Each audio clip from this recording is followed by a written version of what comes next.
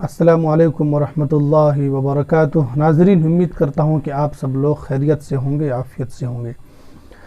آج میں آپ کے سامنے پھر حاضر ہوا ہوں، چونکہ بقرعید قریب ہے اور اس بقرعید کے مسائل لوگوں کے ذہنوں میں عام طور سے مستحضر نہیں رہتے، ان کو یاد نہیں رہتے، تو پھر وہ پوچھتے ہیں، تلاشتے پھرتے ہیں۔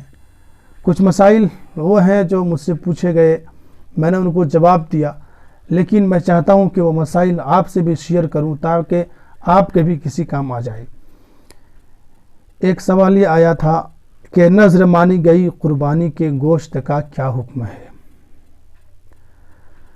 اگر کوئی شخص یہ نذر مانے کہ میں صحت مند ہو گیا، یا میرا فلاں کام ہو گیا، یا مجھے کہیں جاب مل گئی، تو میں ایک بکرا ذبح کروں گا اور اس کی قربانی کروں گا۔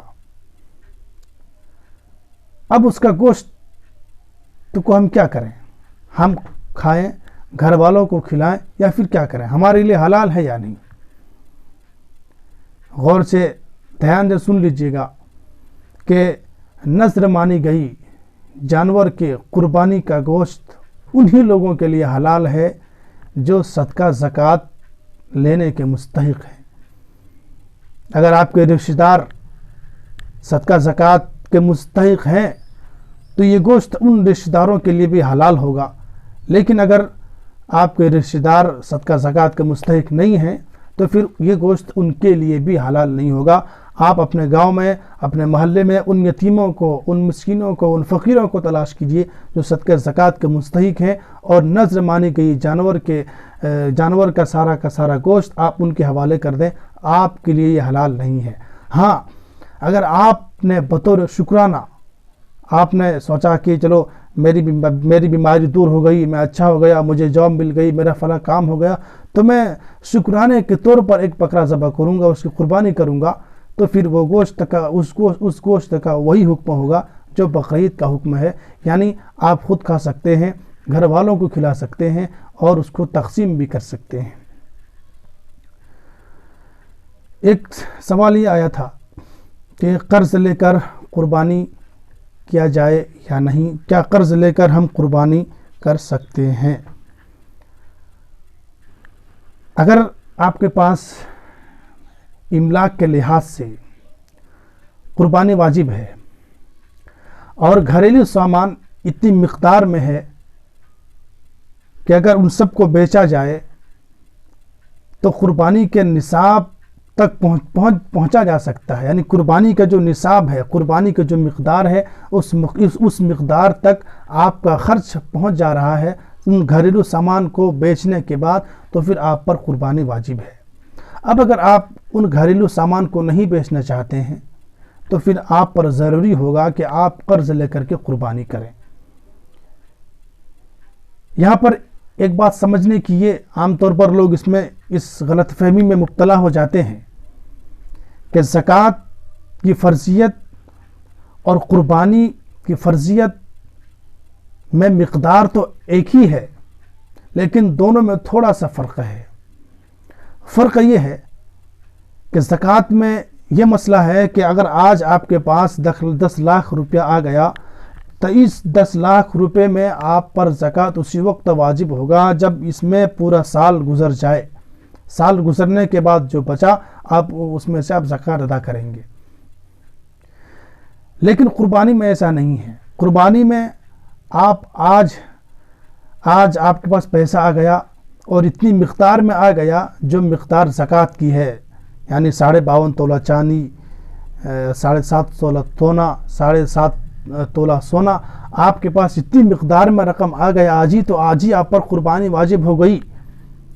آپ 9 ذی الحجہ تک آپ کے پاس کچھ نہیں تھا، 10ویں ذی الحجہ کی صبح اگر آپ کے پاس اتنی مقدار میں رقم آ گئی تو پھر آپ پر قربانی واجب ہے۔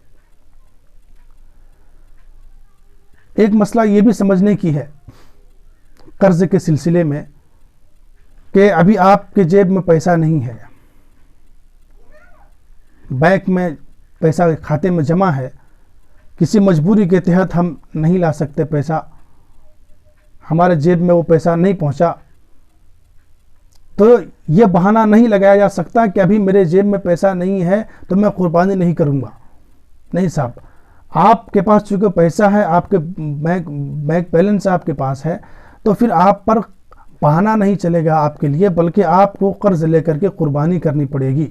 چونکہ آپ کے پاس اتنا پیسہ ہے کہ مقدار نصاب کو آپ پہنچ رہے ہیں، تو پھر قربانی آپ پر واجب ہے، چاہے پیسہ آپ کے پاس ہو یا بینک میں ہو، اس سے کوئی فرق نہیں پڑتا.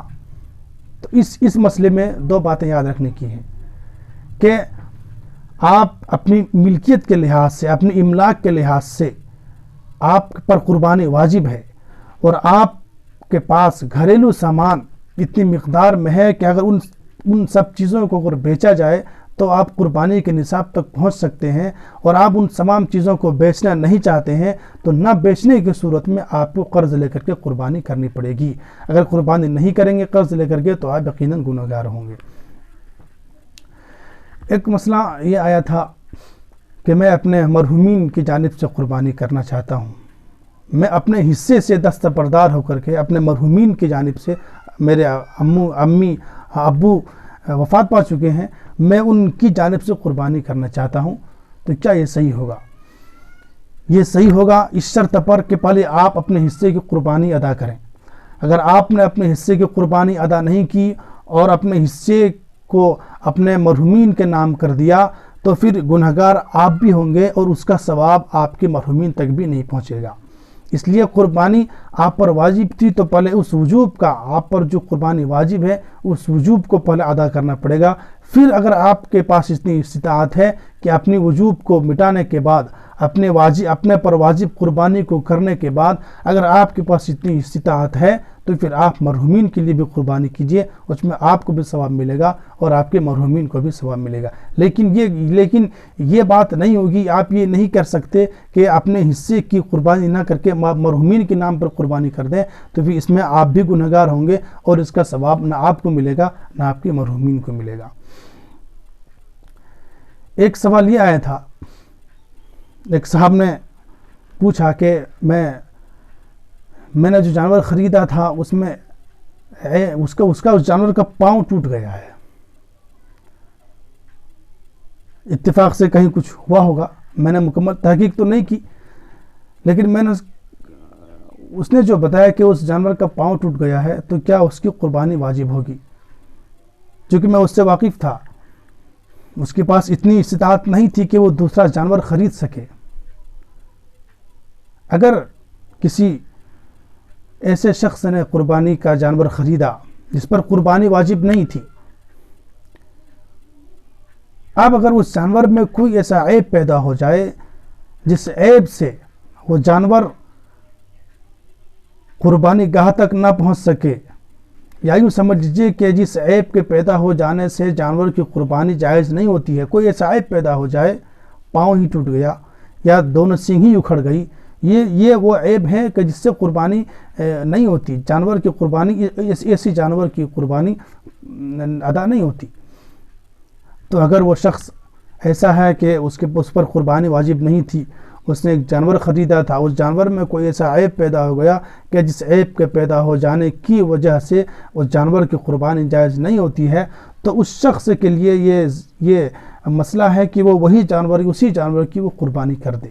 لیکن اگر کوئی مالدار شخص ہے، اس کے پاس اتنی استطاعت ہے کہ وہ دوسرا جانور خرید سکے، تو مالدار کے لیے ضروری ہوگا کہ اس عیب شدہ جانور کی قربانی نہ کر کے وہ دوسرا جانور خرید کر کے اس کی قربانی کرے.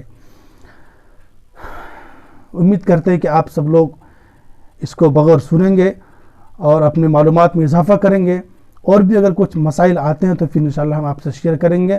آج کے لیے اتنا ہی بس. اللہ تعالی ہم سب لوگوں کو صحیح معنوں میں قربانی کرنے کی توفیق عطا فرمائے. آمین. وآخر دعوانا ان الحمد للہ رب العالمین.